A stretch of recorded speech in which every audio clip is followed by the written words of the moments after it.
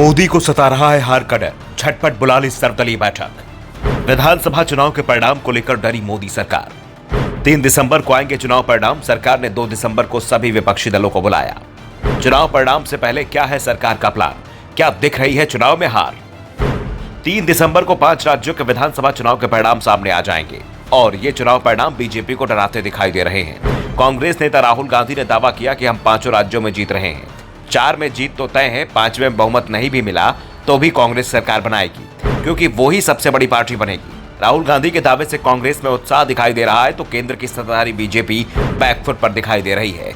4 राज्यों में वोटिंग हो चुकी है और इन 4 राज्यों में से सिर्फ एक राजस्थान में ही बीजेपी मुकाबले में दिख रही है। छत्तीसगढ़ और मध्य प्रदेश में उसकी हालत खराब बताई जा रही है और मिजोरम में तो पार्टी का खाता भी खुलेगा, इस पर ही सवाल उठ रहे हैं।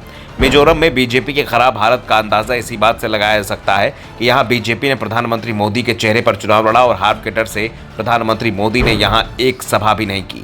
वो प्रचार के लिए ही नहीं गए। दावा तो यहां तक किया जा रहा है कि पार्टी ने इस डर से प्रधानमंत्री मोदी को नहीं भेजा कि कहीं उनके प्रचार करने से बीजेपी का वोट कम ना हो जाए। दूसरी ओर कांग्रेस ने प्रधानमंत्री मोदी को असफल पीएम साबित करने का पूरे देश में अभियान चला रखा है। करीब 1 सप्ताह से सोशल मीडिया पर पनौती हैशटैग ट्रेंड कर रहा है। साफ दिख रहा है कि 2018 की तुलना में प्रधानमंत्री मोदी की लोकप्रियता में कमी आई है। विपक्ष अब सरकार पर भारी दिखाई दे रहा है और 5 राज्यों के विधानसभा चुनाव परिणाम अगर जो संकेत मिल रहे हैं वैसे ही आते हैं तो फिर बीजेपी के लिए मुश्किलें बहुत ज्यादा बढ़ने वाली हैं और इसी के चलते चुनाव परिणाम आने से ठीक एक दिन पहले बीजेपी ने सर्वदलीय बैठक बुला ली है। जी हां, 3 दिसंबर को 5 राज्यों के विधानसभा चुनाव के परिणाम सामने आएंगे और उसमें एक दिन पहले यानी 2 दिसंबर को सर्वदलीय बैठक होगी। संसदीय कार्य मंत्री प्रहलाद जोशी ने सभी दलों को बैठक के लिए न्योता भेज दिया है। जिन दलों का एक भी सांसद सदन में है उन्हें बुलाया गया है। कहा गया है कि 4 दिसंबर को संसद का सत्र शुरू हो रहा है, इसलिए परंपरा के तहत सत्र शुरू होने से 2 दिन पहले यह बैठक बुलाई गई है।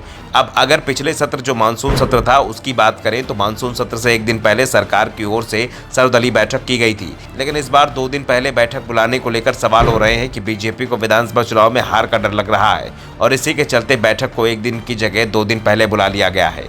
वैसे विपक्ष की ओर से भी ये संकेत साफ दे दिए गए हैं कि बैठक 2 दिन पहले हो या 4 दिन पहले, वो सदन में केंद्र सरकार की घेराबंदी का कोई मौका नहीं छोड़ेगी। मानसून सत्र के अंतिम दिन मोदी सरकार के खिलाफ अविश्वास प्रस्ताव पर चर्चा कराई गई थी और विपक्ष ने पीएम मोदी को मणिपुर पर बयान देने के लिए मजबूर कर दिया था। ऐसे में एक बार फिर विपक्षी दलों की ओर से प्रधानमंत्री मोदी और उनकी सरकार को तमाम मुद्दों पर घेरने की तैयारी कर ली गई है। दरअसल अब लोकसभा चुनाव में ज्यादा वक्त नहीं बचा है। 4 महीने के अंदर ही लोकसभा चुनाव का ऐलान हो जाएगा, इसलिए इस बार बजट सत्र भी बेहद छोटी अवधि वाला होगा।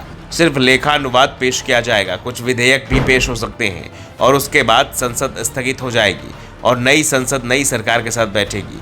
कांग्रेस नेता राहुल गांधी साफ कर चुके हैं कि नई सरकार में प्रधानमंत्री नरेंद्र मोदी नहीं होंगे, बल्कि विपक्षी दल अब सरकार बनाएंगे। ब्यूरो रिपोर्ट, द नव दर्पण न्यूज।